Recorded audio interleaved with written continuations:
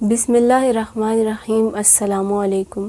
آج کی ویڈیو میں ہم امام مہدی علیہ السلام کے ظہور کے بارے میں احادیث کی روشنی میں بات کریں گے، لیکن اس سے پہلے اگر آپ اس چینل پر نئے ہیں تو پلیز میرے چینل کو سبسکرائب کر لیجئے اور بیل نوٹیفیکیشن آن کر لیں تاکہ ہر آنے والی ویڈیو آپ تک پہنچے۔ اس کے علاوہ دوستو، اس ویڈیو کو اپنے پیاروں کے ساتھ بھی ضرور شیئر کیجیے گا تاکہ زیادہ سے زیادہ لوگوں تک دینی معلومات پہنچ سکیں۔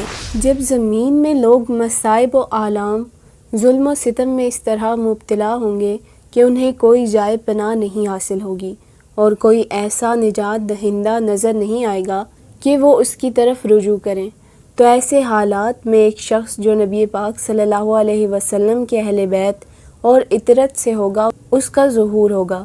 نبی پاک صلی اللہ علیہ وسلم کے نام پر نام اور آپ کے والد مکرم کے نام پر ان کے والد کا نام ہوگا، یعنی محمد بن عبداللہ۔ لقب مہدی ہوگا کیونکہ نبی کریم صلی اللہ علیہ وسلم کی ہدایت پر ان کی ہدایت ہوگی، آپ کے اخلاق پر ان کے اخلاق ہوں گے، بعض اوصاف صورت کے لحاظ پر بھی آپ سے ملتے ہوں گے، اگرچہ مکمل صورت آپ کی صورت کی طرح نہیں ہوگی۔ وہ اولاد فاطمہ رضی اللہ عنہا سے ہوں گے، حسنی اور حسینی سید ہوں گے۔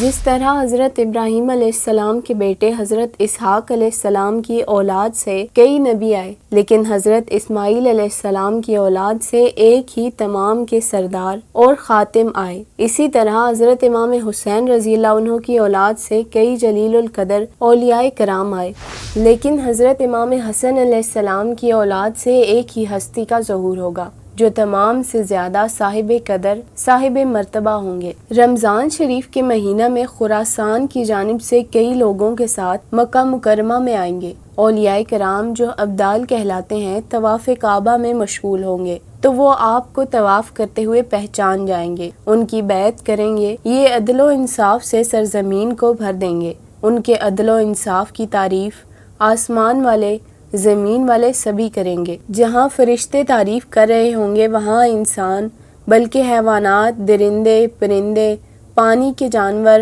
مچھلیاں، مینڈک وغیرہ سبھی آپ کے عدل و انصاف کے مداح ہوں گے۔ آسمان بر وقت کثیر بارشیں برسائے گا، زمین کثیر نباتات اگانے کی وجہ سے سرسبز و شاداب ہوگی، یہاں تک کہ فوت شدہ لوگ بھی اس حالت پر رشک کرتے ہوئے تمنا کر رہے ہوں گے کاش ہم بھی زندہ ہو جائیں تو امن و امان، خوشحالی، مسلمانوں کی شان و شوکت کے نظارے کر سکیں۔ یہی وہ زمانہ ہوگا جس میں مسلمان یہودیوں سے جنگ کریں گے، مسلمان یہودیوں کو قتل کریں گے، یہودی اپنے بچاؤ کے لیے پتھروں اور درختوں کے پیچھے چھپیں گے، درخت اور پتھر مسلمانوں کو بلا کر کہیں گے اے اللہ کے بندے، یہودی میرے پیچھے چھپا ہوا ہے، اسے قتل کر دے۔ اس طرح مسلمان وہاں جا کر اسے قتل کر دے گا۔ صرف ایک درخت جسے غرقد کہا جاتا ہے مسلمانوں کو مطلع نہیں کرے گا، اس کو نبی کریم صلی اللہ علیہ وسلم نے شجر یہود سے تعبیر فرمایا۔ علامات قیامت کے بارے میں ایک حدیث سے پاک ہے، حضرت ابو ہریرہ رضی اللہ عنہ فرماتے ہیں کہ رسول اللہ صلی اللہ علیہ وسلم نے فرمایا، اس وقت مال غنیمت کو دولت سمجھا جائے گا، امانت کو غنیمت، زکوٰۃ کو تاوان سمجھا جائے گا اور دین کے بغیر دوسرے علوم حاصل کیے جائیں گے۔ مرد اپنی عورت کا مطیع ہوگا اور ماں کا نافرمان، دوست کو قریب کرے گا، باپ کو دور، اور مساجد میں آوازیں بلند ہوں گی۔ قبیلہ کا سردار فاسق ہوگا، کسی قوم کا سردار اس سے ذلیل، کمینہ اور گھٹیا ہوگا، اور کسی آدمی کے شر اور فساد سے بچنے کے لیے اس کی عزت کی جائے گی، اور گانے والی عورتیں اور ان کے آلات ظاہر ہوں گے۔ شراب کا پینا عام ہوگا، اس امت کے پچھلے لوگ پہلے لوگوں پر لعنت کریں گے۔ اس وقت تم ان چیزوں کا انتظار کرنا، سرخ آندھی، زلزلہ، زمین میں دھنسنا، صورتیں مسخ ہونا، پتھروں کا برسنا، اسی طرح اور نشانیاں لگاتار ظاہر ہوتی رہیں گی، جیسے ہار ٹوٹ جائے اور اس سے لگاتار موتی گرنے لگیں۔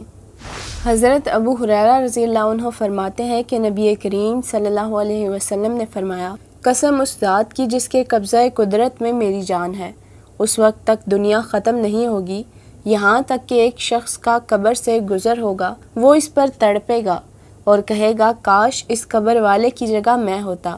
اس خواہش کا سبب دین نہیں ہوگا بلکہ مصیبت ہوگی۔ اسی طرح ایک اور حدیث ہے، قریب ہے کہ ایک ایسا وقت آئے گا کہ مومن کو موت ٹھنڈے پانی سے بھی زیادہ محبوب ہوگی۔ حضرت ابو ذر رضی اللہ عنہ فرماتے ہیں کہ لوگوں پر ایک زمانہ آئے گا جب ان پر جنازہ کا گزر ہوگا تو دیکھنے والا انسان کہے گا کاش اس کی جگہ پر میں ہوتا۔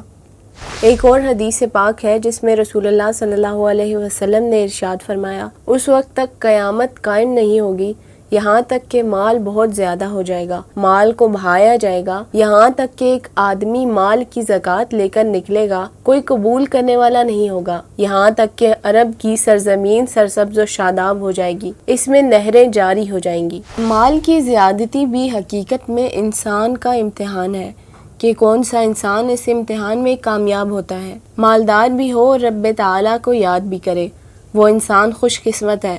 مال و دولت کے نشہ میں اللہ تعالیٰ سے غافل ہو جانا بہت بڑی بدبختی کی علامت ہے۔ مال کو بہائیں گے یعنی لوگوں کو اپنا ہم نوا بنانے کے لیے، ان کو خریدنے کے لیے، ان کو اپنا ووٹر بنانے کے لیے، نیکی کے کاموں میں ایک روپیہ بھی خرچ کرنے کے لیے تیار نہیں ہوتے۔ وہ دوسروں کو اپنا چمچہ بنانے کے لیے ہزاروں روپے لٹا دیں گے۔ یہ بھی قیامت کی علامت ہے۔